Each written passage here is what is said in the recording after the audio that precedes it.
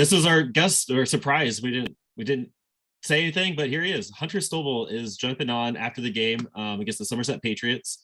We lost 1-3, but you had the one run. That was pretty cool. Yeah. Let's start with this. When Zach Veen got in the pickoff to allow you to score, what are you thinking in that moment, like at third base there? Well, I was looking. I saw the shortstop got the ball, and I'm sitting here thinking, okay, he's a pretty good athlete. I got to get the ball in the first baseman's hand. Once that first baseman gets that thing, he's a little bit.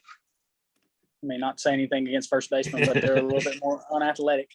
So I was like, get it in his hand. And once I saw that ball get released and I saw that first baseman start running at him, that was my cue to take off. Ended up working out. It ended up working out. Yeah. Is it fun playing with Veen? Was that like today? Was that pretty? Yeah, he's cool? he definitely brings a different kind of energy to the club. He's an upbeat guy. So, that's really, like I said, I've been around him for a day. So yeah, he seems like a good kid to me. Yeah. Do you guys do anything like for new guys coming in, like call ups and stuff? Like, does the team like do any pranks or silly nonsense or anything? No, we hadn't done any of that stuff this year. We kind of, I don't know. We're a little, our group's a little different. We're fun, but we're very, very serious type group. It's what's the word I'm looking for? It's very professional. Yeah, it's just a day at the office. Yeah. Yeah. Go to the ballpark and put your business pants on. That makes sense. Yeah. Yep. So you went 2 for 4 at tonight, had that run. You made Will Etheridge, his debut was tonight. You made his first out against Anthony Volpe. So that was just kind of fun connection. But want to talk about how well you've done. And this is nothing new to you, but your April and May was kind of a struggle bus. You figured out, what was that like transition to AA for you, especially at that beginning of the season after all of that? What was that like for you? I mean, honestly, I went from having a great spring training. I had a great spring training, and then I come there, and it wasn't that the pitching was that electric. It was somewhere in the mix. I got a little disconnected with my timing, with all that good stuff. And the beast of this league is people will find that weakness and they hammer it and they hammer it and they hammer it. So it was, if you go back and look at my history, it's something that's very common with me for some reason. Hopefully we can figure out how to cut that out, but it's I have to figure out, I get in that little stage where I'm like, okay, this sucks, blah, blah, blah.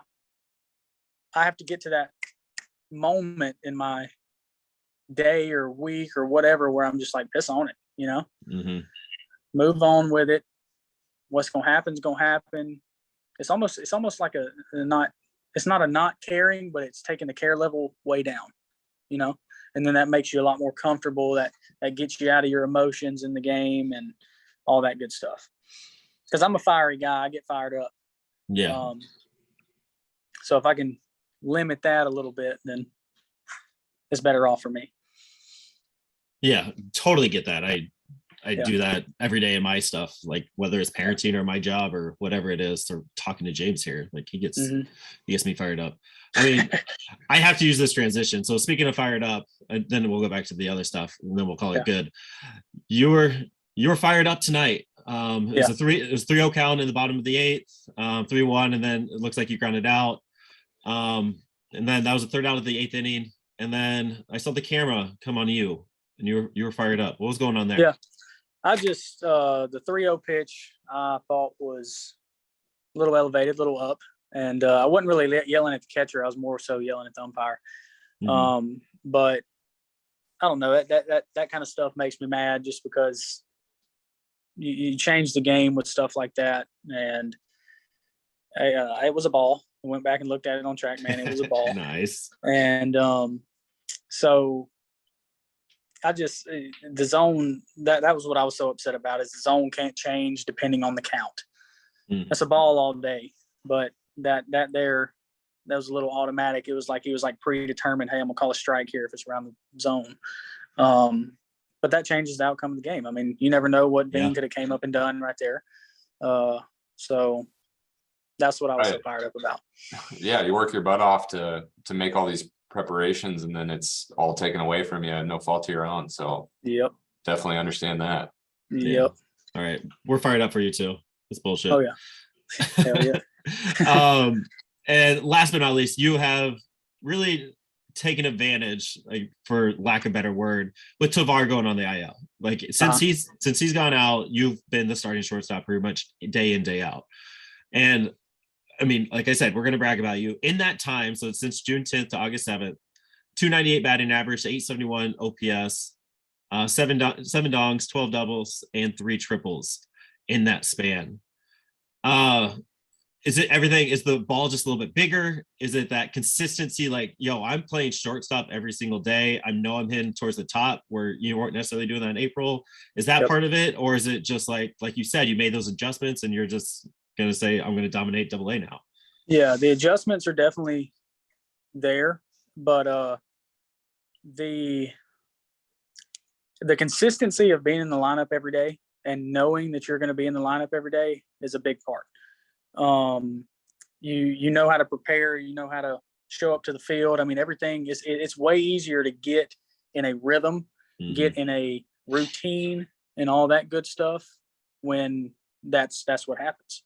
So, I'm gonna be honest with you, it's a great opportunity, because this is the first time in pro ball that I've played short this much. I mean, I think I played one game in Grand Junction with them at short, and that was it. I'm glad that I've got the ability or gotten the chance to show that that's something that I can also do. But yeah, that's what I have to say. Yeah. And you're playing a great shortstop too. We see you out there making those dives and like web jibs. Like, you're doing on both ends, and it's fantastic to watch. Last question, then we'll let you go. So since you're starting shortstop all the time, are you not practicing being a catcher? I have not been behind the plate since this has been my role. I haven't caught any pins. I haven't done any of that stuff. They don't want me to, because they want me off my legs as much as I can be. So, I don't know. I don't think that'll happen at all this year, the rest of this year. But if they need you, you will step up and you will be that guy. Absolutely. 100%. All right, Hunter, thank you for hanging out with us. I appreciate this, and just keep doing you, man. We will. Yeah, keep having good days at the office, man. Yep. Another day at the office. Good talking to y'all. All right, appreciate it. Thanks, man. See ya. Thank you for watching and listening. Please check out our link tree for more content.